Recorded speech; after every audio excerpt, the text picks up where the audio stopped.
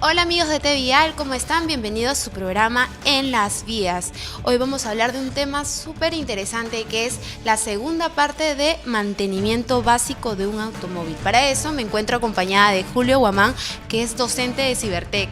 Hola Stephanie, ¿cómo estás? Un gusto nuevamente estar acá contigo.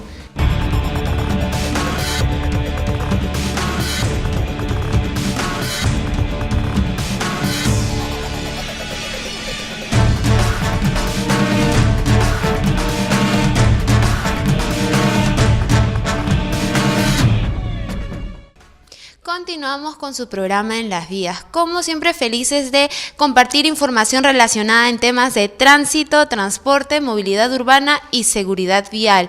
Como habíamos mencionado antes de la pausa, vamos a hablar sobre el mantenimiento básico de un automóvil. Me encuentro acompañada de Julio Guamán, que es docente de Cibertech, y vamos a hablar por qué es tan importante este mantenimiento.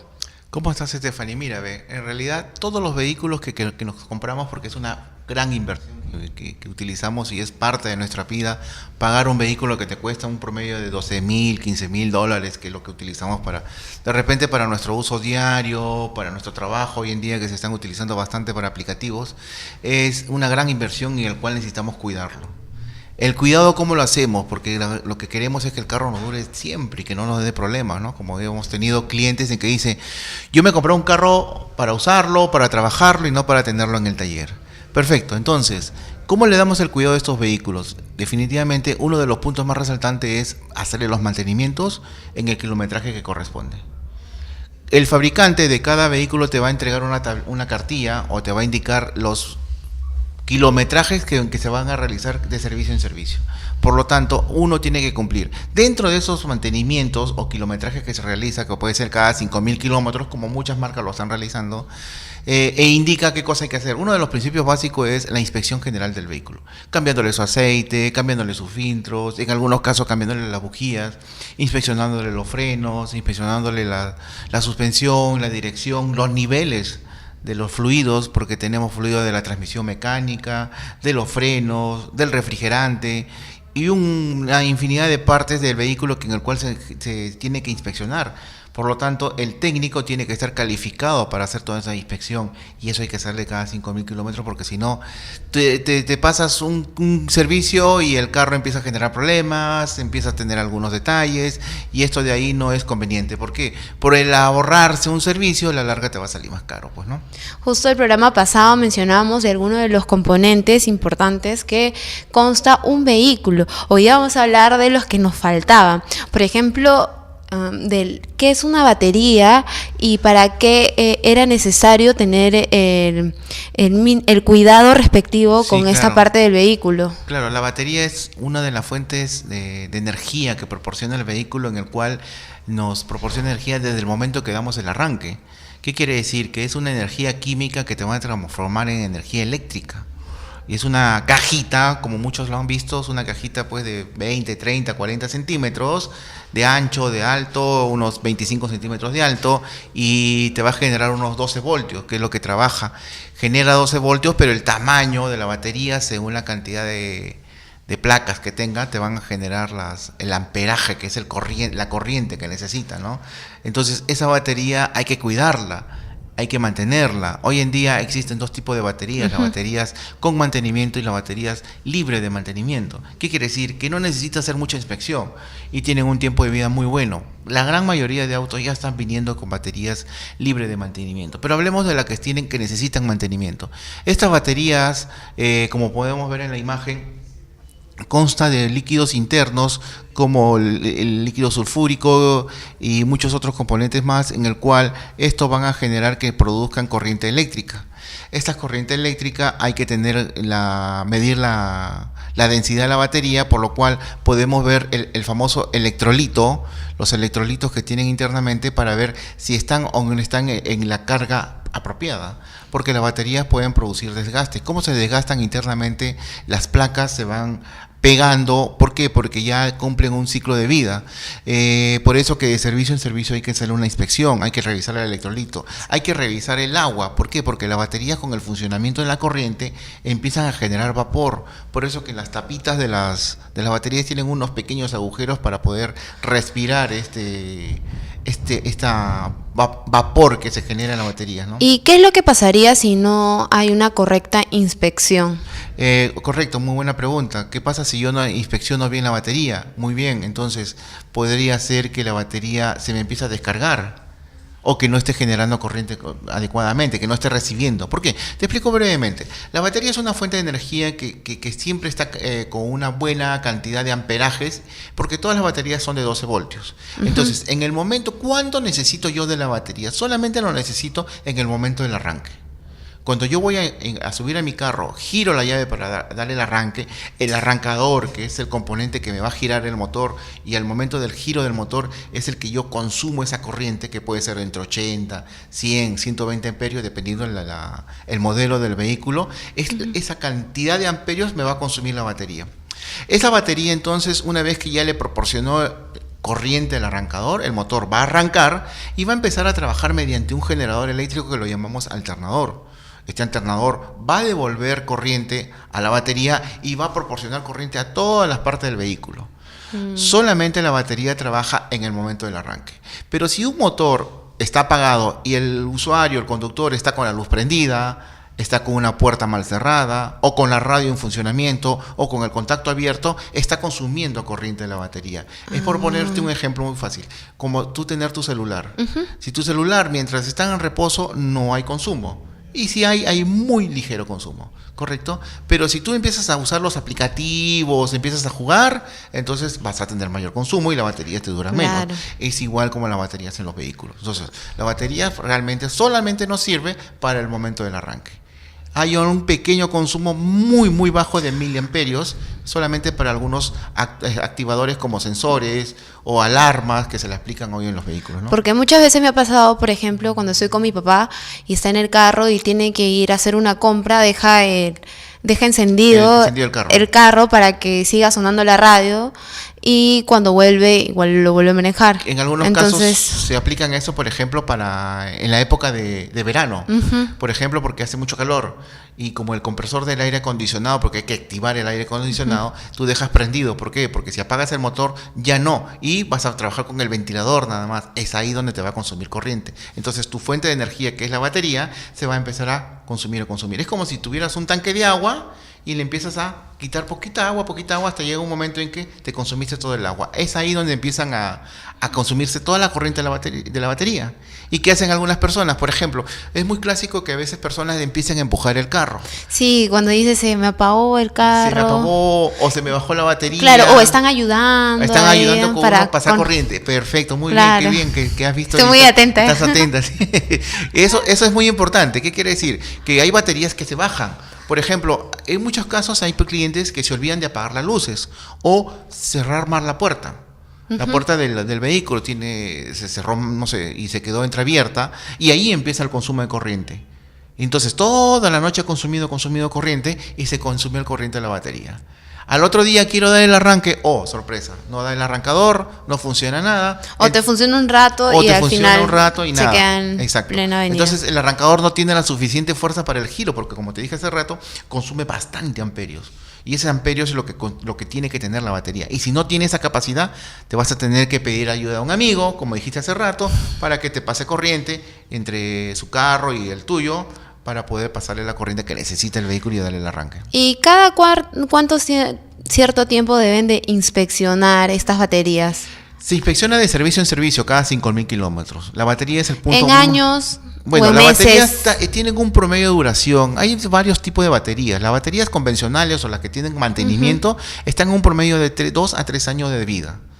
Okay. Las baterías selladas sí tienen un promedio de 3 a 4 años de vida, por los mismos componentes internos que tienen y te dan una mayor duración. Obviamente el costo es mucho mayor. Ahora existen varias baterías de todo tipo de calidad. Hay baterías que te pueden costar $800, $1,000, $1,200 por el componente químico, que te pueden durar baterías pequeñas que generan cierta cantidad de amperios, y esos son los costos muy elevados, que lo usan muy pocas empresas o muy pocas marcas para esos tipos de vehículos, que son baterías de níquel, que son las mismas material que utilizamos para las baterías de los celulares. Esas baterías son muy costosas en el mercado y muy poco lo comercializan. ¿Hay gente que lo compra? Sí, hay gente que lo compra, ¿no? Y en el mantenimiento tienes que darle la inspección. Uno, ver que la batería esté cargando, que esté recepcionando buena carga, que el generador de corriente, que como te comenté, como el alternador, también esté generando corriente, ¿okay? Que la batería ya no tenga presencia de desgaste, se siente, ya el técnico tiene que estar revisando en el momento del arranque el voltaje y los amperios al momento de que hacer las pruebas, si están todavía en el trabajo correcto, revisar el electrolito o la densidad de la batería para ver si están correctamente también la batería, porque ya ahí va cumpliendo un ciclo de vida, pues, ¿no? Muy importante lo que nos menciona. Y otro elemento importante también es el tapón de depósito de combustible. ¿Por qué es tan importante comprobar el depósito de combustible? Ok, el tapón que hablamos es la famosa tapa de combustible que va en el tanque. ¿Qué pasa si yo no tengo la famosa tapa de combustible? Muchas veces hay algunas personas que le ponen una bolsita, sí, un trapito. En los autos colectivos normalmente vemos que les ponen algo de... unas trapitas, a uno le ponen algunos conos, correcto, ahí vemos la válvula. Esa tapa que está ahí tienen unas válvulas especiales. ¿Qué quiere decir? Que el combustible, al momento de, mucho más que nada en verano, genera mayor presión y esos gases que hay en el combustible son contaminantes para la capa de ozono. Entonces, estas tapas tienen unas válvulas especiales que no permiten que salga esos gases y empiecen a contaminar el ambiente. Entonces, si tú le pones un papel, ya estás contaminando. Ya estás contaminando. ¿Por qué? Porque la gasolina o el combustible genera vapor y ese vapor se va al ambiente y el ambiente ya está contaminando la capa de ozono. ¿Ok? Y esto usualmente ocurre, sí, esto ocurre muy seguido. Sí. ¿No hay una correcta inspección o está regulado eso? Claro, debería tener una buena inspección. ¿Qué quiere decir? Que el mismo usuario tiene que ver si su tapa está trabajando correctamente, estar sellada correctamente. Hoy existen tapas que ya no necesitan apretarse mucho porque son automáticas, llegan a un tope y las tapas automáticamente se giran. ¿Por qué? Porque recuerdan que hoy en día, ¿quiénes son los que más manipulan la tapa de combustible? Son los griferos, claro. Y a veces el cliente ni cuenta se da, porque yo he tenido casos anteriores en que robaban la tapa de combustible. Eso le iba a decir, porque a veces uno no se da cuenta al momento de llenar el combustible, entonces sigue en el carro y hay veces que los griferos son los que se roban las tapas. Y eso ocurría hace años atrás, era muy común. Bueno, en nuestro país tenemos una mala costumbre, estamos mal acostumbrados porque nosotros tenemos a alguien que nos brinda el servicio de que nos atienden y nos surten el combustible.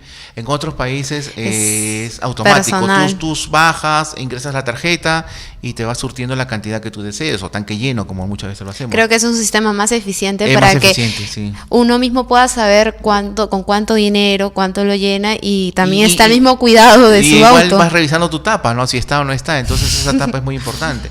Eso de ahí también ayuda bastante que le ahorre el combustible, porque si tú pones un tapón cualquiera, no sé, pues un taco, o un cono, no sé, un corcho, digamos, ¿no? Para ser más específico, entonces eso de ahí va a generar combustible, porque el combustible, si tú lo dejas, por ejemplo, como en este vaso, yo dejo este vaso con gasolina, en 2 o 3 días ya se va a evaporar esa gasolina. ¿Por qué? Porque se genera ese vapor y eso se va al ambiente. Igual, las tapas... Estamos contaminando. Estás contaminando, correctamente, estás contaminando, ¿no? ¿Y cada cuánto tiempo debes de inspeccionar? Me supongo que eso ya es de manera personal, fijarse si tiene o no ese tapón de seguridad, ¿no? Mira, desde el momento que ya tú vas dejando el vehículo a un taller autorizado o a un concesionario, el asesor de servicio ya te está revisando la tapa. Y llega un momento que lo revisa y te dice si está o no está la tapa correctamente, si está o no está colocada correctamente. A veces hay clientes que dicen, oye, mi tapa... Bueno, señor, lo estamos revisando juntos y no está la tapa, como ocurría hace tiempo, ¿no? Y la tapa se la llevaron o la dejó en un lugar. Ahora inclusive ya hay marcas que ponen las tapas y tienen como una pitita, digamos, ¿no? Tiene un cintillo de seguridad en el cual la tapa no se la pueden llevar. Y si la llevan ya la tienes que romper el cintillo, pues, ¿no? Y es una forma de seguridad. Eso lo ideal es que el mismo usuario se haga un checklist, el famoso checklist que hacen los mismos propietarios para ver dónde está, si su vehículo todo lo tiene completo. Porque recuerden, señores, revisar la presión de la llanta, revisar su tanque de combustible, revisar la llanta de repuesto, si está en la maletera y está inflada y está en la presión correcta, si está en las herramientas, eso ya es también una inspección que cada usuario debería realizar. Y muchos otros componentes que son ya parte del mismo usuario, ¿no? Y hay otra pregunta que me parece muy importante, es ¿qué ocurriría si no se cambia, por ejemplo, el filtro del combustible? Muy buena pregunta, de verdad que sí. Hoy en día, antiguamente los filtros de combustible cumplían una función muy importante. Todos los combustibles van a cumplir la función de filtrar todas las impurezas que hay dentro del tanque de combustible. Recuerden que puede venir, no sé, pues un grifo que puede estar sucio, las contaminaciones ambientales que pueden incluirse, pues algún tipo de impurezas como tierra, arena, trapos, etcétera, etcétera, que puede ocurrir. Entonces, el filtro de combustible cumple esa función. Antiguamente los filtros de combustible tenían una medida muy pequeña, que se cambiaba cada 5.000 o 10.000 kilómetros. Hoy en día, los carros más modernos, el filtro de combustible se estaban cambiando en cada 40.000 kilómetros y hoy se está cambiando cada 80.000 kilómetros en algunos casos o 60.000, dependiendo de lo que diga el fabricante. Entonces, estos filtros de combustibles están muy a la vanguardia de que cumplen una larga vida y cumplen una función muy importante de filtrar esos combustibles hoy en día que tienen muchas impurezas, ¿no? Bueno, docente, tenemos una pregunta en el Facebook que es de Victoria Acuña, que nos pregunta: mi vehículo cuenta con frenos electrónicos. Me recomendaron un DOT 5,1. ¿Me podría explicar eso? Ya, ese es el DOT. El famoso DOT es un líquido de freno. El líquido de freno cumple una función. El DOT5 es un líquido de freno de alta calidad para soportar las altas temperaturas. Como te vuelvo a repetir, no hemos llegado al tema de los frenos, pero los frenos funcionan por fricción. La fricción que genera los frenos al juntarse, ya sea en las zapatas o en las pastillas, generan temperaturas. Las altas temperaturas es absorbida por el disco o las zapatas o los tambores de freno. Por lo tanto, esas altas temperaturas, el último que lo absorbe es el líquido de freno. Entonces, el líquido de freno, el DOT5, tenemos tres niveles. El DOT3 está en un promedio de 225 grados centígrados, el DOT4 en 237 grados centígrados y el DOT5 llega hasta 250 grados centígrados. Entonces, absorbe eso. Pero ojo, el DOT5 tiene que estar recomendado por el fabricante, porque no necesariamente porque soporta altas temperaturas yo le puedo colocar a mi carro. Si mi carro usa DOT3 o DOT4, tengo que usar ese líquido de freno, no le puedo agregar un DOT5. ¿Ok?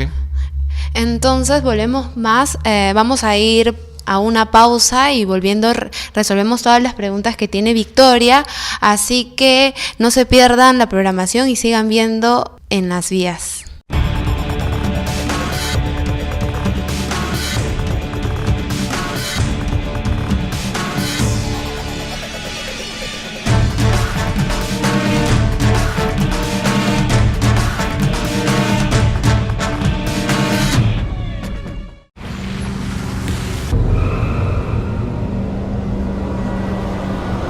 Primera ley de Newton. Si sobre un cuerpo no actúa fuerza alguna, este tiende a mantener su estado de reposo o movimiento. Ni siquiera una madre lo puede parar. A 50 km/h, un cuerpo alcanza una velocidad comparable a la de una caída desde un tercer piso. Si no abrochas el sistema de retención infantil a tu hijo, es como si no lo llevara. No puede vivir sin él. Gobierno de España.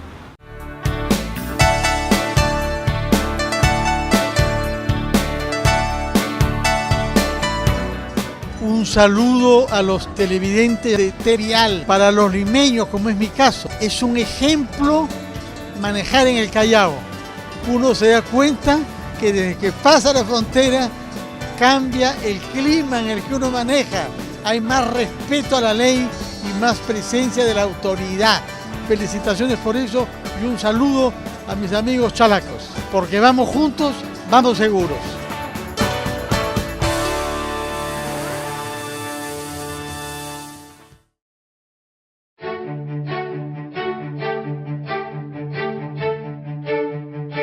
Desde que vi la luz, supe que tenía un propósito importante.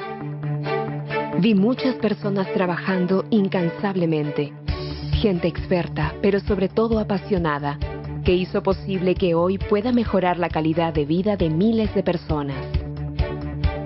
En el 2009, la Municipalidad de Lima otorgó mi concesión, pero no fue hasta abril del 2012 cuando todo comenzó.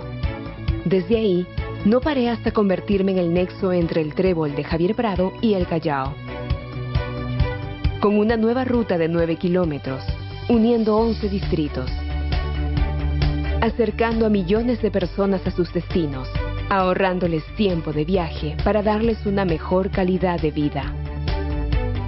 A mi paso, traje pistas nuevas, más amplias y bien pavimentadas. Nos despedimos de la oscuridad para darle la bienvenida a la iluminación. Pero sobre todo, dejé tranquilidad, porque ahora hay quienes se preocupan por darle más fluidez al tránsito y seguridad a las personas. Además, soy la única vía que pasa por debajo del río Rímac, que tiene el túnel inteligente más largo del Perú, que cuenta con infraestructura de clase mundial que trae Vinci Highways al Perú. Soy la nueva vía expresa que todos estaban esperando, la que todos se merecen. Lo mejor de todo es que aún hay muchos kilómetros por recorrer y destinos por unir. Acompáñame, porque esta historia recién empieza.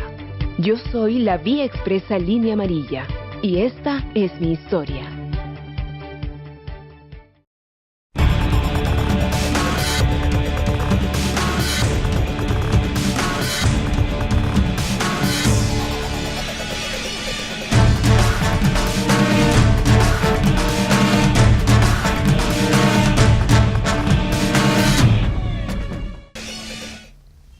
Amigos, continuamos con su programa En las Vías. Como siempre, estamos contentos de compartir todo este tipo de información a través de nuestras redes sociales. Nos pueden buscar como TVial Oficial. Estamos hablando acerca del mantenimiento básico de un automóvil. Acá tenemos otras preguntas que nos hacen por el Facebook, y es: de la fecha de fabricación, ¿cuánto tiempo más tengo para comprar ese tipo de batería DOC?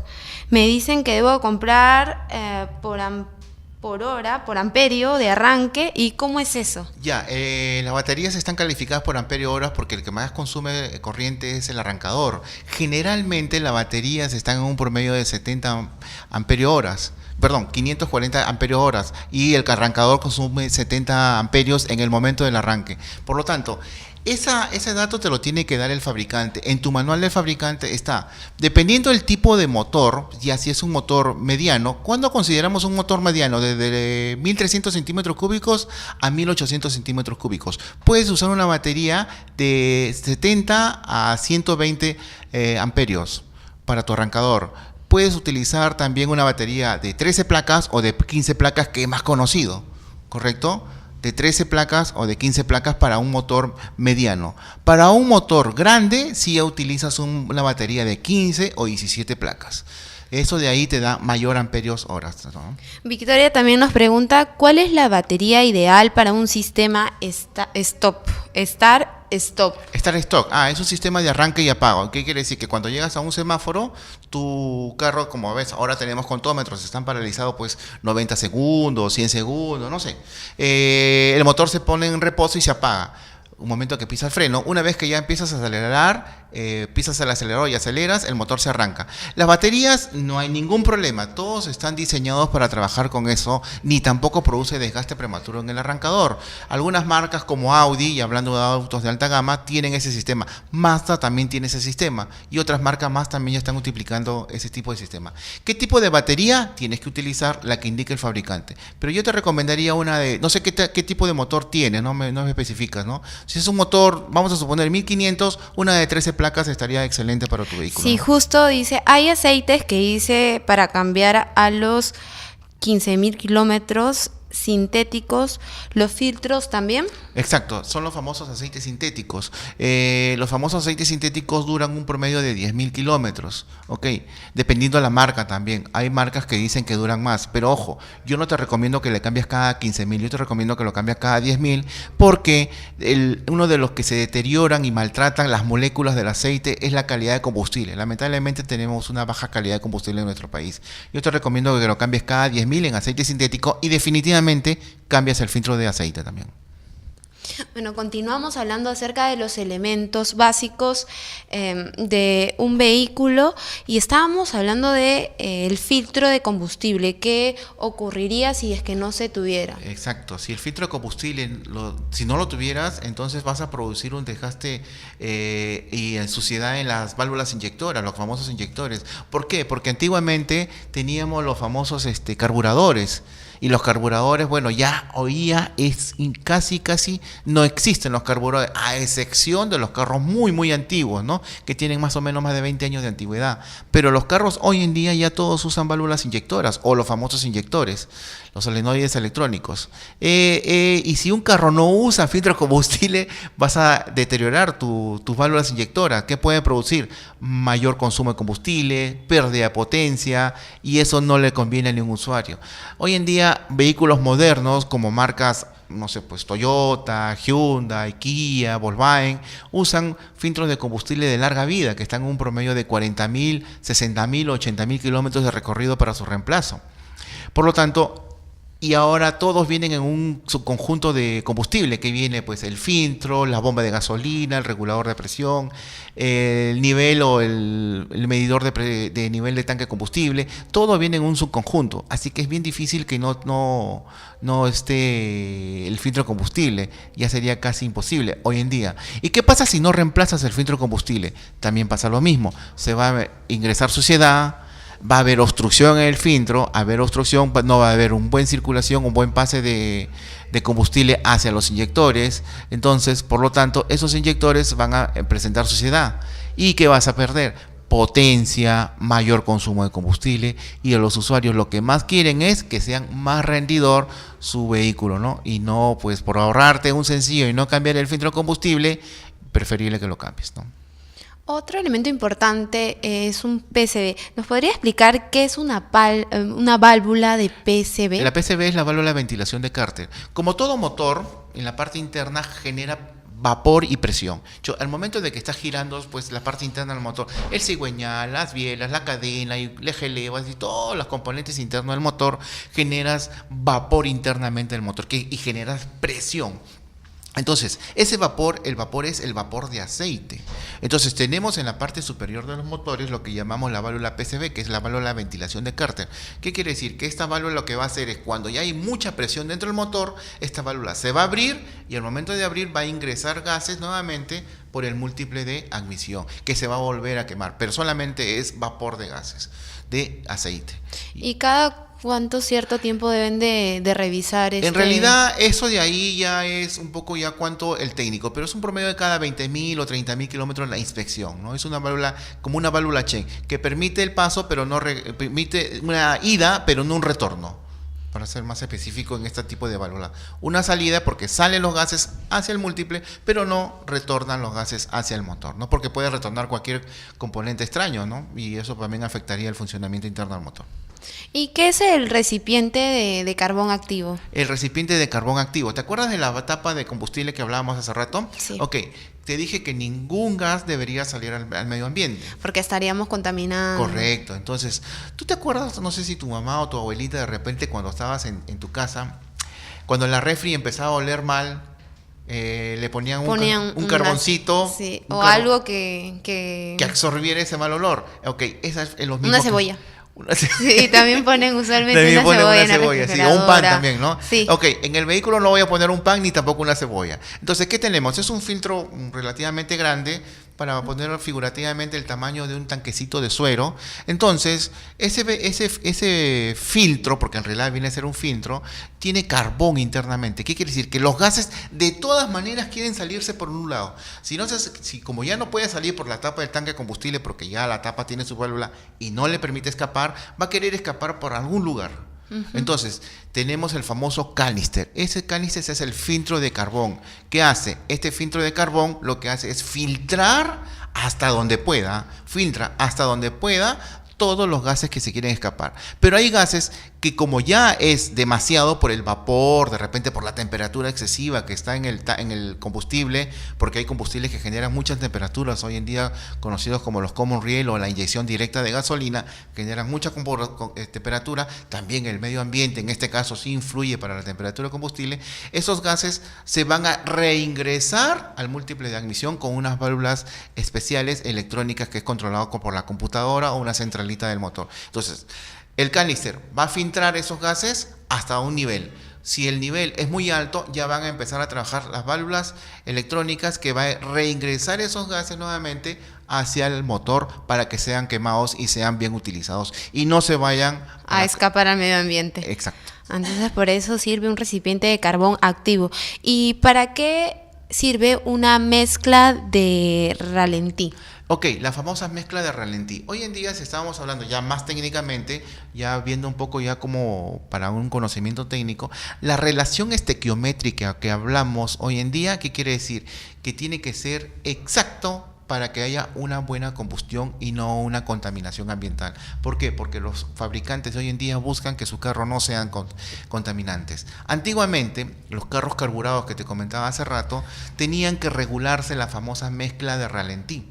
Hoy en día ya no se hace eso porque ya no existen los carros carburados. Pero como acá transitan muchos carros todavía muy antiguos, sí, lamentablemente entonces sigue todavía ocurriendo. sigue. Entonces, ¿qué hay que hacer? Es darle una buena regulación al ralentí, darle una buena regulación a la mezcla, porque tenía una famosa aguja que con un destornillador lo regulaba para darle una buena mezcla regular o estequiométrica. ¿Y eso lo hacen eso lo puede hacer el mismo conductor o no, para eso sí eso se tenía que llevar un técnico? El técnico del taller autorizado o concesionario. Okay. Y hoy en día, como ya son válvulas electrónicas, las válvulas electrónicas te brindan el combustible que necesita por todos los parámetros que le informan los sensores. Estos sensores le informan a la computadora todo el funcionamiento del motor, el funcionamiento de la velocidad del motor, en qué posición de aceleración está, etcétera, etcétera. Todo eso le informan a la centralita que es la computadora. La computadora va a informar a la al inyector, a la válvula de inyección electrónica, para que proporcione la cantidad de combustible que se necesita ahora. Por eso que antiguamente se tenía que utilizar bastante los famosos tacómetros. Nosotros usábamos un tacómetro portátil o un analizador de gases para poder ver cuánto de ralentí o cuánto de mezcla utilizábamos en el motor para que no sea muy contaminante, sobre todo cuando está en mínimo, pues, ¿no? Bueno, es muy importante estos elementos que habíamos mencionado, pero otro tema importante son los frenos. Sí, definitivamente. Y en este programa vamos a tratar de hablar un poco de este tema. En el siguiente programa vamos a poder hablar extendidamente, pero quería saber para qué sirven y qué tipos de frenos existen. Bueno, tú sabes que todos los carros tienen movimiento desde el momento que parten y van desde 0 a 80, 100, 150 kilómetros por hora y necesitamos parar este vehículo, ¿no? Por ejemplo, hoy en día muchos fabricantes buscan batir el récord de cuánto de 0 a 10, en cuántos segundos lo puedo realizar. Y ellos dicen pues en 5, en 7, en 10 segundos, un motor pequeño. Por lo tanto, esto de aquí hace de que digamos, ¿no? Si un motor va de 0 a 100 kilómetros y acelera en 8 segundos, ¿en cuántos segundos lo puedo detener? ¿No? Entonces la gran pregunta es, ¿cuanto más rápido mejor? Perfecto. Normalmente, en teoría, están entre 3 a 4 segundos para detener un vehículo de 0 a 100. ¿Okay? Entonces, ¿cómo funcionan los frenos? Hoy en día los frenos son hidráulicos en los vehículos. En los carros o en las unidades de mayor volumen son frenos neumáticos. Los frenos hidráulicos, que es el tema que vamos a tocar nosotros, funcionan por la famosa ley Pascal. ¿Qué quiere decir? Que la bomba de freno en el pedal, conoces el pedal de freno al momento que yo presiono el pedal de freno, voy a ejercer una presión hacia unos componentes que están en la rueda que se llama caliper o bombines de freno. Esto van a generar la fricción o la presión hacia el disco o tambores. A los discos lo presiono internamente con unas pinzas especiales que llaman caliper, y a las zapatas posteriores lo voy a expandir y se van a friccionar contra los tambores. Estos generan altas temperaturas, por lo tanto, de un movimiento móvil lo tengo que dejar en un movimiento inmóvil y detenerlo si es posible utilizando el pedal de freno, ¿no? Nos decías que el tiempo que se demoraba entre frenar el vehículo cuando estaba en una velocidad era ¿de cuánto? A promedio de 0 a 100 tenía que tener promedio de 4 segundos a 5, 3, 4 segundos. Por ejemplo, cuando se cruzan muchos animales en plena de la pista. En este caso, bueno, por eso te dije que los frenos es muy extenso. En este caso, hoy en día se utiliza bastante la seguridad y la seguridad electrónica. Por eso que hoy existen los sistemas de frenos ABS. No sé si has escuchado. Este sistema de frenos ABS te da una mayor eficiencia en el frenado.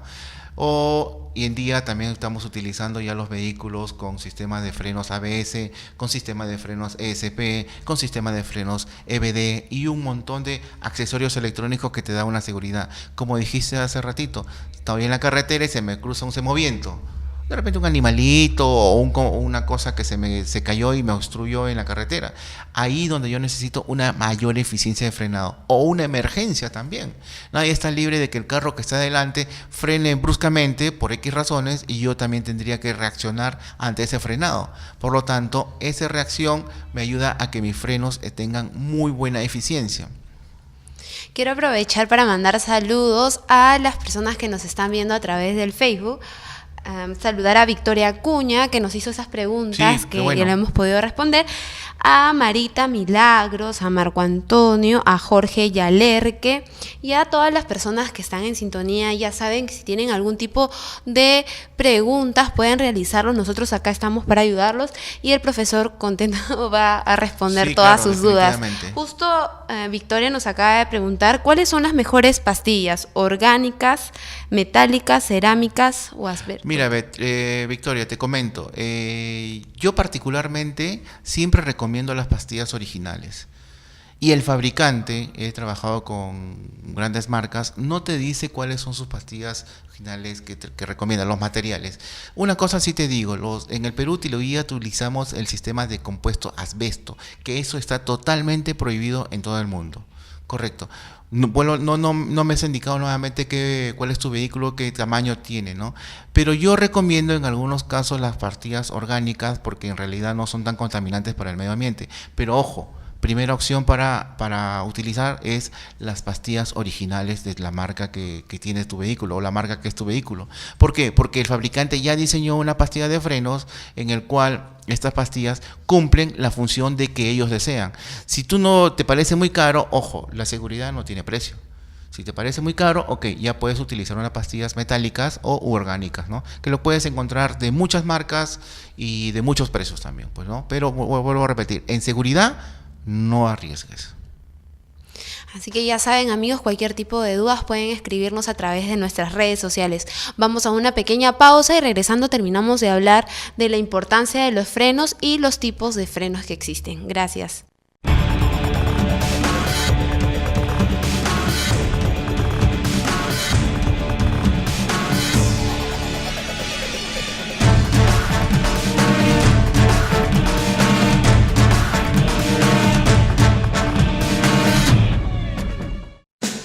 La Asociación Automotriz del Perú organiza su tercer Congreso Internacional de Ingeniería y Mecánica Automotriz, este 3 de agosto a las 2 de la tarde, en el auditorio de Petro Perú, en Avenida Canaval y Moreira, 150 San Isidro, dirigido a técnicos, mecánicos, docentes, estudiantes y ejecutivos del sector automotor. Mayor información al 640-3637, anexo 106, 107, 143 y 175. ¡Te esperamos!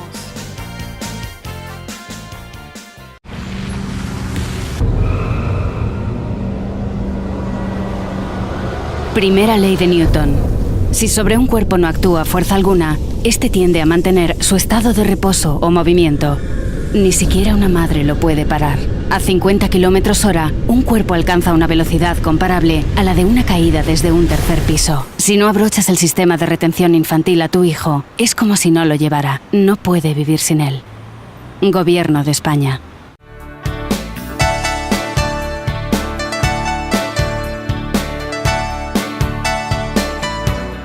Un saludo a los televidentes de Terial. Para los limeños, como es mi caso, es un ejemplo manejar en el Callao. Uno se da cuenta que desde que pasa la frontera cambia el clima en el que uno maneja. Hay más respeto a la ley y más presencia de la autoridad. Felicitaciones por eso y un saludo a mis amigos chalacos, porque vamos juntos, vamos seguros.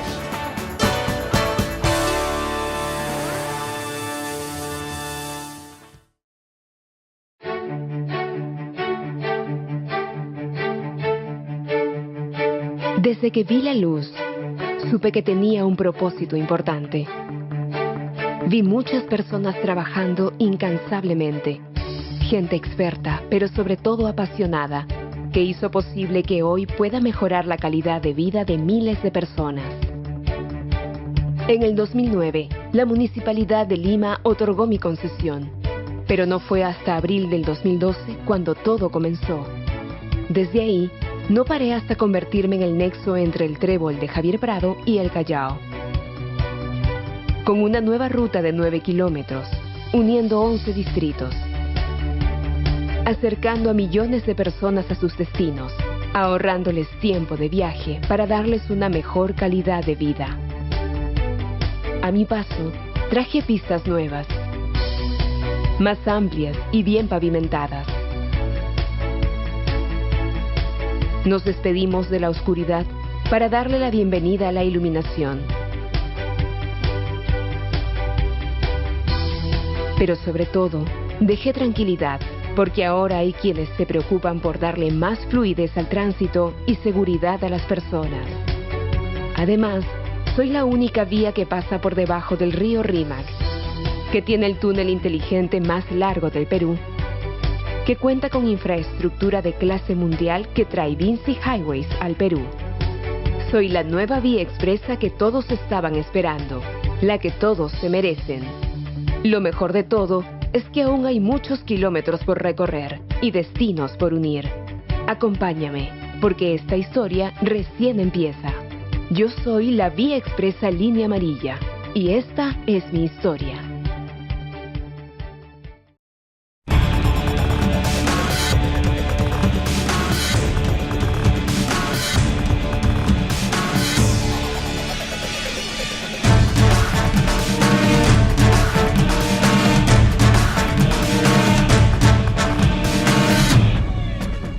Bueno amigos, continuamos con su programa En las Vías. Estamos leyendo algunas preguntas a través del Facebook y Ricardo Cabezas nos escribe: buenas tardes, tengo un Volkswagen Beyoncé del 2013, motor 1.6. El problema que presenta es cuando lo enciende, prende un momento de 2 segundos, luego se apaga.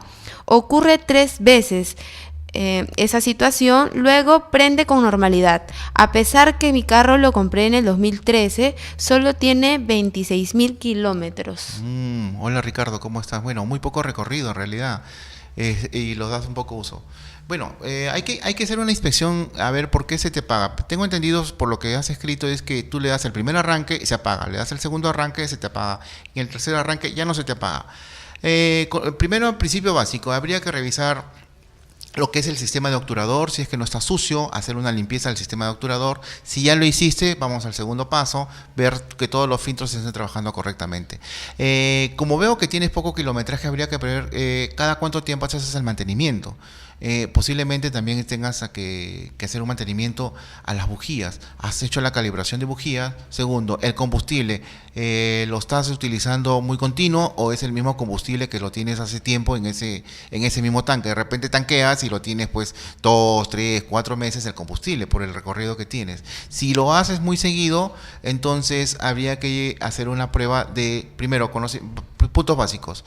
Las bujías, el obturador. De lo contrario, si el problema persiste, ya hay que aplicar maquinaria como medirle la presión del combustible. Si es que la presión del combustible hay caída, ya que si hay caída, entonces va a haber una afectación en el arranque. Yo te diría primero que empieces con lo que es la limpieza del obturador, la calibración de las bujías, y ver el combustible cuánto tiempo está reemplazando. De lo contrario, ya iríamos a la segunda fase de revisiones de presiones y escaneo del motor, pues, ¿no? Bueno, también para mandar saludos a Juan Piperis, que nos manda que es un excelente programa. Y otra pregunta de Victoria, que es la regulación de frenos. ¿Es necesario con dinamómetro o por vuelta de rueda? Los dinamómetros es excelente, pero ojo, los dinamómetros que tienen en las revisiones técnicas, hemos tenido una inspección cuando trabajaba en el concesionario donde estuvo, que a veces dicen que no pasan, sobre todo cuando son carros pequeños no pasan la presión de frenado. ¿Por qué? Porque recuerdan que esos dinamómetros están regulados no solamente para autos, sino también para camiones, y no cumplen los dinamómetros. ¿Y qué hacen las empresas? Hoy en día la están haciendo pasar según un porcentaje de tolerancia. Correcto. La regulación que yo hacía en el momento cuando yo empezaba a practicar era por las vueltas. Regulaba y le daba hasta que dé una vuelta y media o 2 vueltas las ruedas para una regulación. Ojo, solamente cuando son con zapatas se regula. Ahora ya la mayoría de carros ya están viniendo con pastillas de frenos y ahí sí no necesitas regulación. Ya las pastillas los frenos con pastillas automáticamente tienen una autorregulación, ¿no? Pero sería interesante ver qué marca de vehículo tienes para poder ver y explicarte cómo hacer una regulación. Yo particularmente, en mi carro, porque yo tenía que tener para mi carro y para los clientes le daba 2 vueltas de giro y ahí suficiente para que no se frenara. ¿Por qué? A ver, te voy a responder brevemente por qué. Porque cuando uno lo deja muy ajustados los frenos, cuando tú pones mucho peso en el carro, los cables de freno de mano se extienden y se ponen muy templados. Al ponerse muy templado, entonces produce estiramiento en las zapatas, se van a expandir las zapatas y eso va a hacer que haya desgaste prematuros. En algunos casos podría hasta frenarse el carro o frenarse los frenos posteriores, porque el freno de estacionamiento está en la parte posterior y eso hace que se te recalienten los frenos y eso es peligroso, ¿no? Bueno, agradecer por toda la información que nos ha brindado hoy el docente de Cibertech, Julio Guamán, y recordarles a las personas que nos están viendo que nosotros vamos a transmitir muchos temas relacionados a mecánica automotriz, así que no se pierdan la programación de TVial. Vamos a estar todos los lunes hablando sobre temas muy interesantes. Por ejemplo, ya hablamos acerca del mantenimiento básico de un automóvil.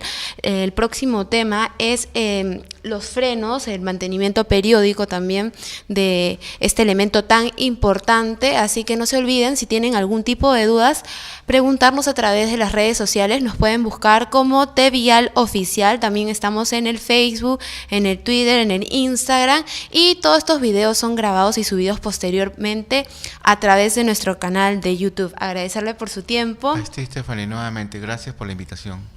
Así que nos vemos en el próximo programa En las Vías, hablando un poco acerca de mecánica automotriz. Muchas gracias.